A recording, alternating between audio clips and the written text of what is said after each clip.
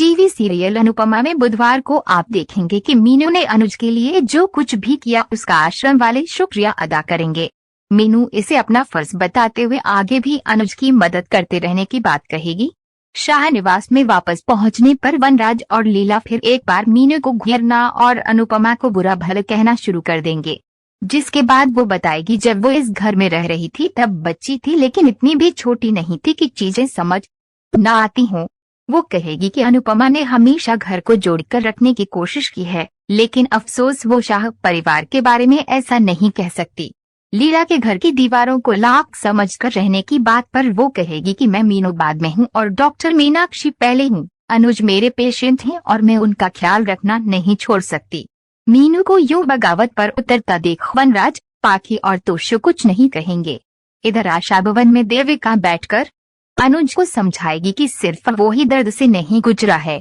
देविका जब बताएगी कि आध्या के जाने की वजह अनुपमा नहीं है और बीते 6 महीनों में उसने क्या क्या झेला है, तो अनुज सोच में पड़ जाएगा। देविका के जाने के बाद अनुज सोचेगा कि वाकई उसने अनुपमा के साथ कितना गलत किया है।